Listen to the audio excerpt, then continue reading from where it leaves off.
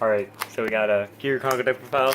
The soon-to-be BCS New York champion. Can't shoot out there.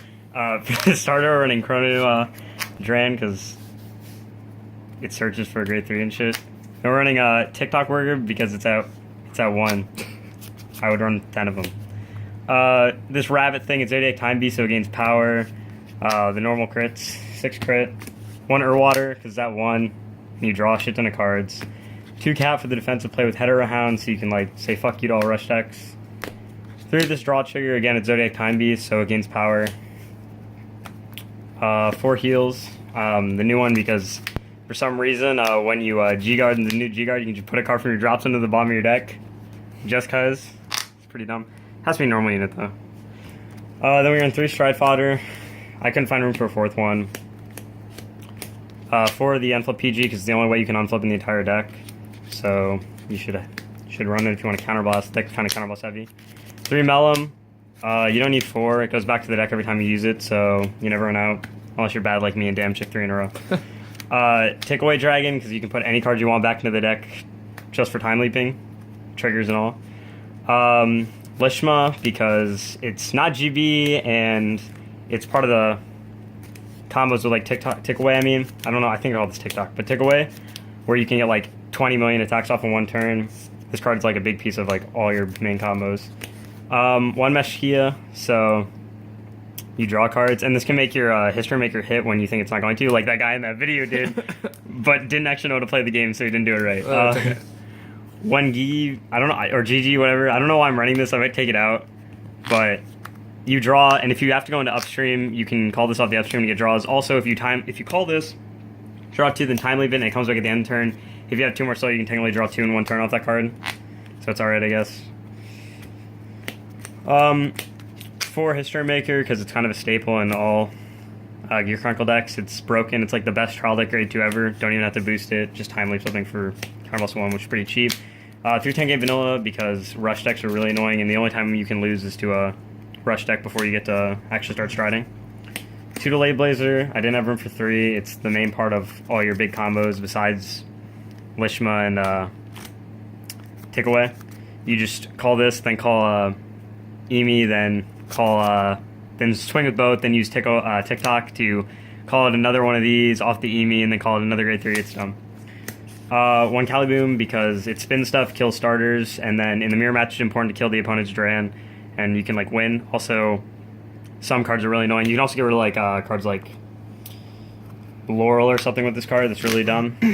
1 Upstream because sometimes you have to finish your combo with this because you can't go into like Delay Blaze or anything, and then you can go into this and finish with this, as I said earlier, to get draws. Grade 3s. 4G because it's the better one. Basically, you get to time leap something on stride by calling it. Well, you call something and then time leap something, so you can just fix your board. 2 Original Chrono Jet because in the mirror match it's better because you need to kill their starter, and against Lured it's better so you can kill their rear guard so they can't use their on stride skill. And then 1 Emi because this card's dumb and it just lets you do like 10 attack turns. For the stride zone, we run 2 Gear Groovy. Just because apparently I've heard that it's good to get used to having 2 of them in your deck, even though it doesn't do anything. It's just the next stage. So 3 next stages because it's like the best stride ever. 1 Phoenix lets you get like crazy amounts of attacks off in 1 turn. 1 Huang Long, but you can get like a shit ton of attack Huang Long turns. I don't think I ever use this card, even when I flip it and then go into Groovy and target this. I never end up using the effect. I never have counterblast for it. 2 Revolution because it's a board wipe, so against Luard you can stop them from being able to get their on-stride skill off. 1 Chronos Command because it cancels the neg off the Revolution. If you have this card face up in your G-Zone, you use this, you get to select 2 of your units and you don't have to get rid of them.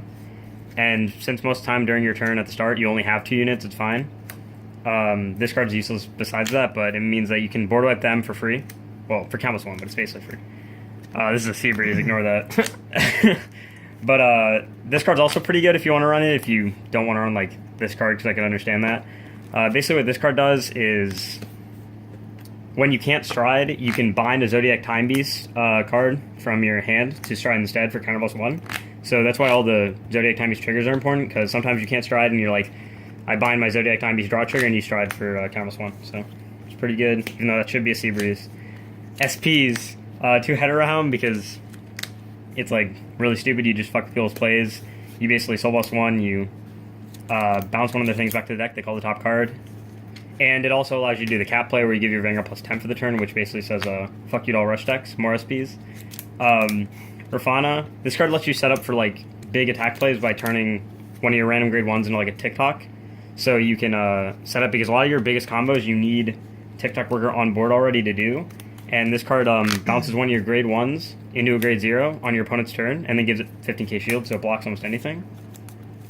1 Urlaru, the original one, because you put like a crit or a heal back for free just to gain, like, the cost of this card gaining 5k is putting triggers back. Well, a trigger and another card, but pretty dumb. And then 1 in the new G-Guard, because there's basically no passes anything late game. It gains +5 for every single card in your G-Zone, which is going to be like 20, so it's going to be a massive number.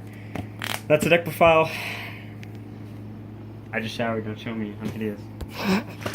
Alright guys, thanks for watching. This is Bidoof Empire signing off. Peace.